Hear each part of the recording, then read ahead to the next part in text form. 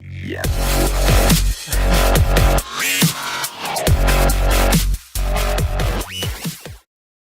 Welcome everybody to WiseTech.com MMA DFS podcast. I'm your host Jeff, aka Wigsplitter, aka Wiggy Wiggleson.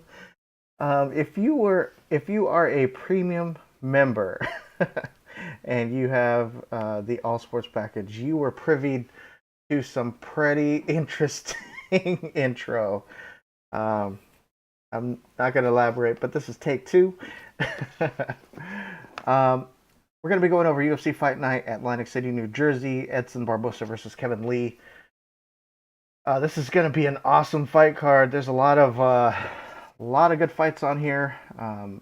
Barboza versus Lee, Edgar versus Swanson, Branch versus Santos, Sterling versus Johns. I mean, you go on and on and on. This is actually a solid fight card.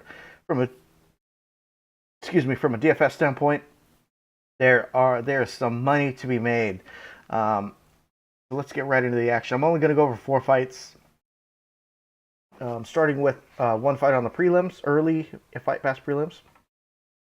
It's number 9 Leslie Smith going up against number 10 Aspen Ladd. Leslie Smith is she's a high volume striker. Her salary on DraftKings is $7,700, which I think is a deal. Aspen Ladd's salary is $8,500. Aspen Ladd is minus 145 favorite. Leslie Smith is a 125 underdog.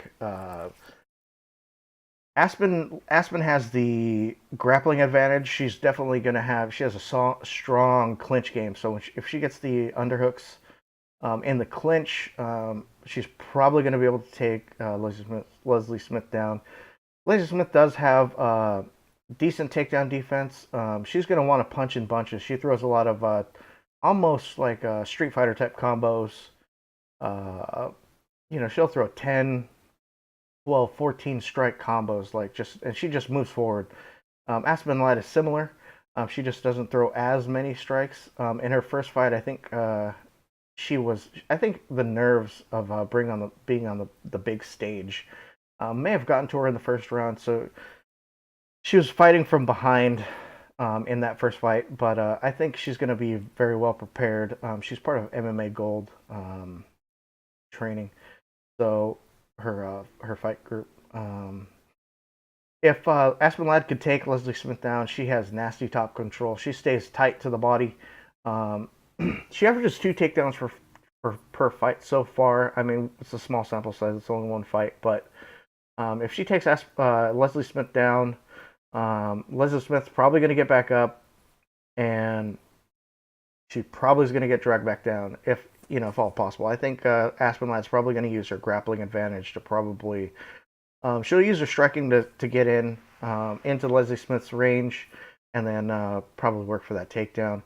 Takedowns are always score well in DFS. That's one of the things. I think this is probably going to go to a decision.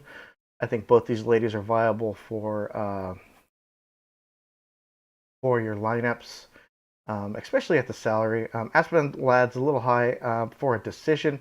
She lands multiple takedowns. She's probably going to have a decent amount of strikes. I could see her scoring 85 to 90 points in a victory.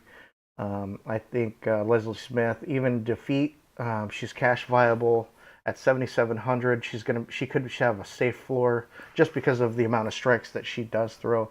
But she does have GPP upside because she does have power in her right hand. So if she's able to connect with Aspen Ladd, it's possible that she could get a knockdown or two. All right, moving on to the next fight on the FS1 prelims. We're going to go with Corey Anderson and Patrick Cummings. Battle of the Chinnies. Corey Anderson is ranked number 10. He's a former collegiate wrestler, very strong grappler.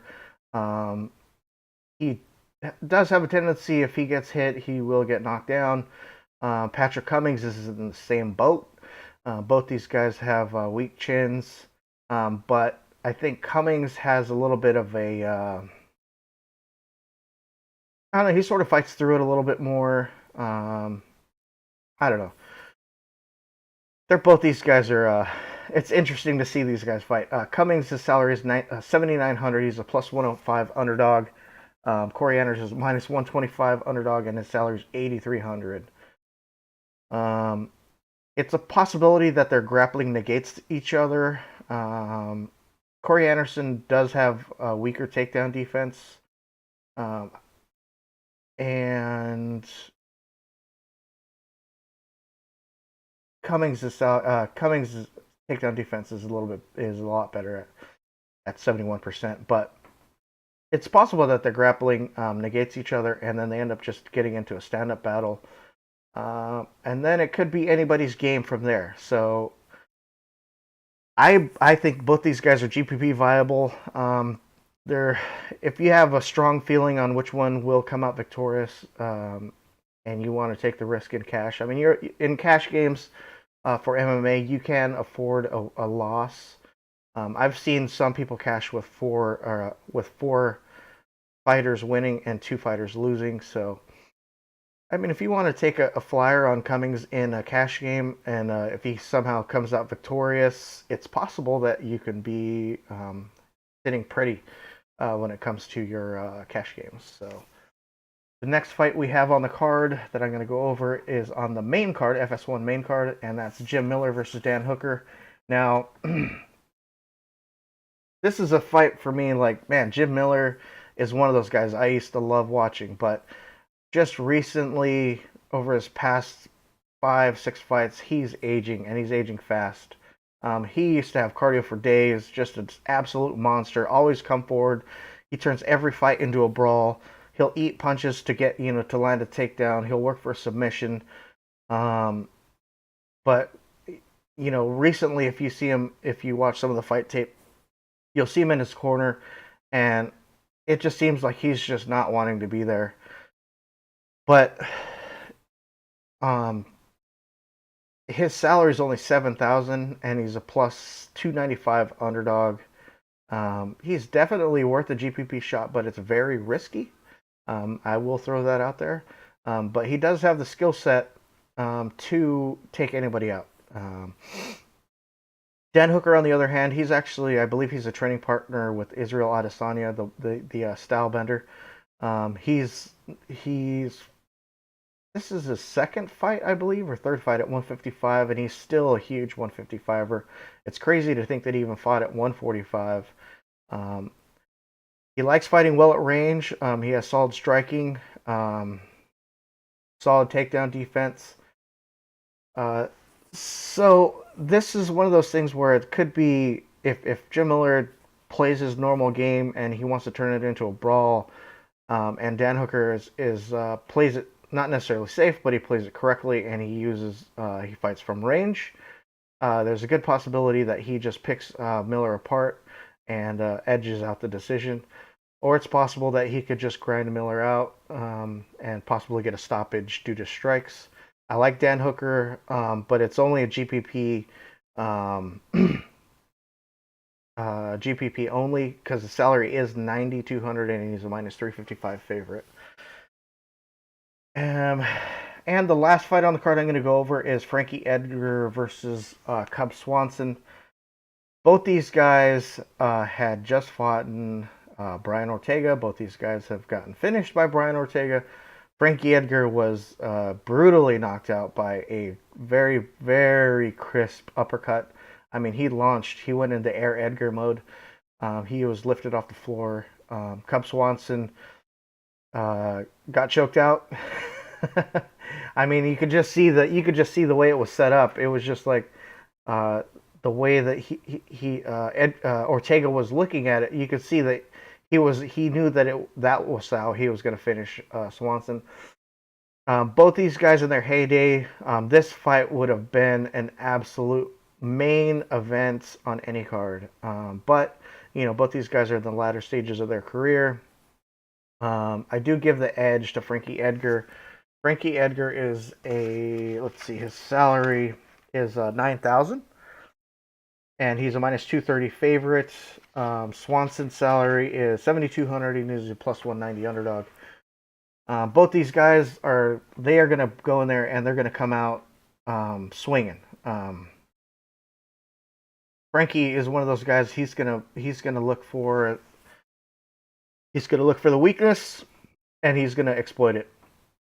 And I think that weakness is probably going to be Swanson's takedown defense. And I think it's going to be one of those things where Frankie's just going to grind Swanson out. It's a possibility that Swanson could catch Edgar and possibly get a flash KO. But I think this is probably going to be a war, and it's probably going to be a good fight. Not only from a DFS standpoint, but I like how it's going to turn out. It's going to be a rough one. Swanson's definitely worth a GPP flyer, but I think Edgar's probably going to have all the answers for him, and he's probably just going to dominate him on the ground and just grind Swanson out and just work that way.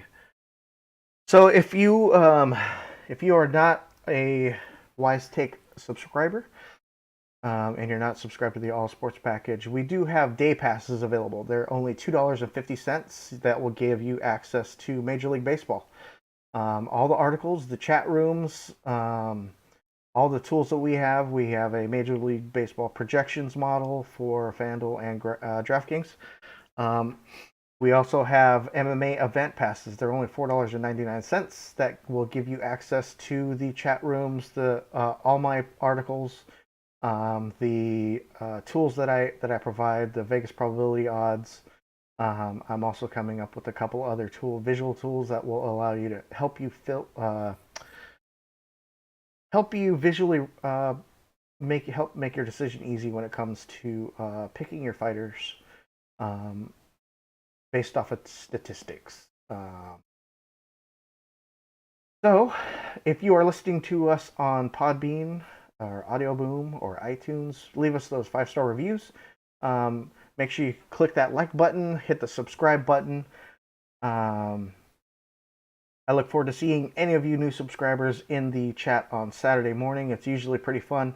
It's usually right around 1:30 Eastern time, so that's 10 p.m.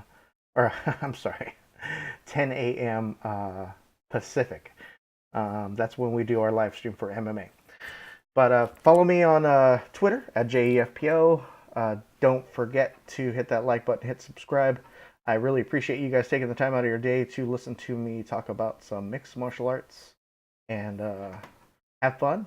And I look forward to helping you make that money. Yeah.